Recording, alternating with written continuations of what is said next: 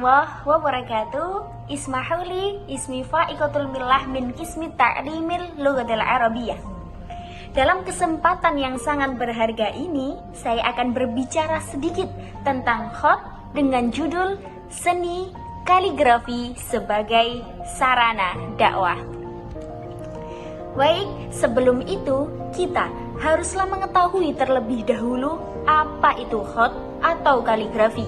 Adapun definisi menurut Syekh Samsuddin Al-Akfani di dalam kitabnya Irsyad Al-Qasid Bab Hasar Al-Ulum, wa huwa ilmun tata'arrafu minhu suwarul hurufil mufradah wa awda'uha wa kayfiyatu tarkibiha khattan aw ma yuktabu minha wa kayfa sabiluhu ayyuktab wa ibdalu ma yubdal minha fil hijai wa bima da yubdal.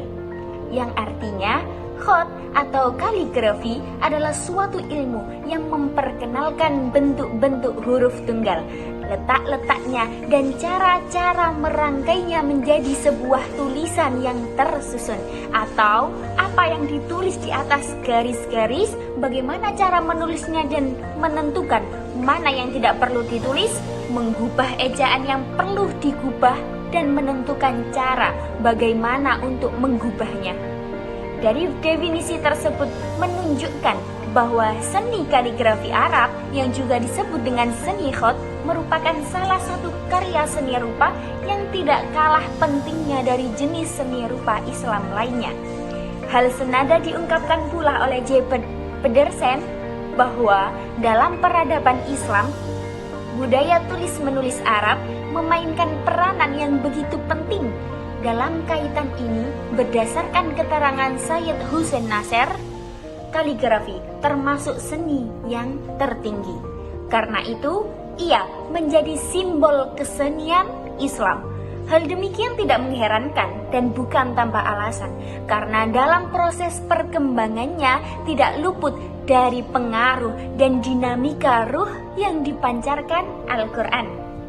Selain itu, kaligrafi digali dan diperindah oleh tangan-tangan seniman muslim, serta posisinya sebagai media komunikasi dan pengajaran Islam yang begitu penting dalam dunia pendidikan, dan yang lebih penting lagi, esensinya sebagai perekam ayat-ayat Al-Quran, serta pula digunakan dalam penulisan buku-buku pelajaran agama serta literatur Islam lainnya. Kaligrafi ayat-ayat Al-Quran juga dapat dijadikan sebagai pelengkap elemen estetika sebagai inspirasi arsitektur muslim. Namun, di samping hal tersebut, pastilah ada makna tersirat di dalamnya. Ada yang melatar belakangi, yaitu tak lain dan tak bukan sebagai sarana dakwah. Telah dibuktikan sudah, salah satu bukti adalah dengan adanya tempat-tempat islami seperti masjid, majelis ilmu, dan lain sebagainya menggunakan kaligrafi ayat-ayat Al-Quran. Tidak hanya sebagai pelengkap elemen estetika saja, tetapi mengandung pesan tersirat, pesan dakwah di dalamnya. Baik itu bersifat historis maupun tidak. Ayat Al-Quran yang digunakan juga tidak dipilih secara asal saja, tetapi juga ada yang melatar belakanginya. Ada pesan tersirat terkandung, baik itu bersifat historis maupun tidak. Makna tersirat itulah yang menjadikan kuatnya seni kaligrafi sebagai sarana dakwah Islam. Mari, coba kita mengintip salah satu masjid dengan arsitektur bangunannya yang menggunakan kaligrafi ayat-ayat Al-Quran. Surah dan ayat berapa yang diambil sebagai pesan dakwah? Bagaimana pesan yang terkandung, tersirat dalam ayat yang dipilih sebagai sarana dakwah? Dalam hal ini, saya akan mengambil contoh pada salah satu bangunan dari Masjid Agung di Jakarta Selatan, yaitu Masjid Agung Al-Azhar Kebayoran Baru.